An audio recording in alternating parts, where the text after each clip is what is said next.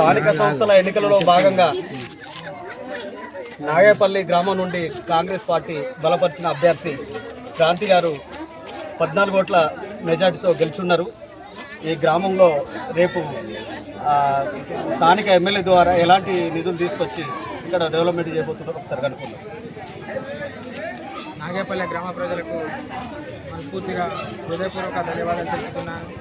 నాతోటి నా పార్టీలో ఉన్న గ్రామ పార్టీ అధ్యక్షులు నేరల రమణారెడ్డి గారు మరియు నియోజకవర్గ యువజన కాంగ్రెస్ అధ్యక్షులు మాగంటి శ్రీధర్ గారు మరియు మాజీ సర్పంచ్ పూరం కుమారస్వామి గారు, సీనియర్ నాయకులు సొసైటీ మాజీ డైరెక్టర్ నేరల రవీందర్ గారు, ఉప సర్పంచ్ కరుణాకరెడ్డి గారు మరియు కొమ్మె విజయన్ గారు మరియు కొమ్మె కృష్ణారెడ్డి మరియు నాతోటి యువజన కాంగ్రెస్ నాయకులు కానీ ఇంకోటి సీనియర్ నాయకులు కానీ పేర్లు ఎవరైనా మర్చిపోతే అన్యతగా భావించద్దు.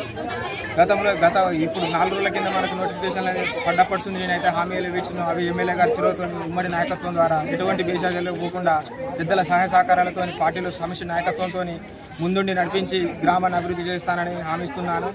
ఏమైనా నా వల్ల ఇబ్బంది కలిగితే గ్రామ ప్రజలు గతంలో చేసిన తప్పులకు కానీ మన్నించవలసిందిగా కోరుతున్నాను. ఇక నుంచి ఎటువంటి పొరపాట్లకు తావీయకుండా ఒక మంచి ఆదర్శవంతమైన పాలన అందిస్తానని ఈ హనుమాన్ సాక్షిగా ప్రమాణం చేస్తున్నాను. ఈ యొక్క గెలుపుకు కృషి చేసిన ప్రతి ఒక్క యువకుడు, యువతి, ప్రతి ఒక్క మహిళా కార్యకర్తలు అందరికీ ధన్యవాదాలు.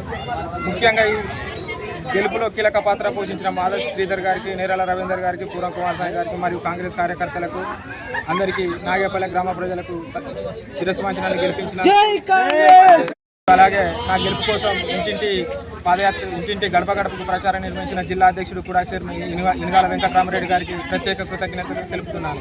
జై కాంగ్రెస్, జై కాంగ్రెస్, జై కాంగ్రెస్.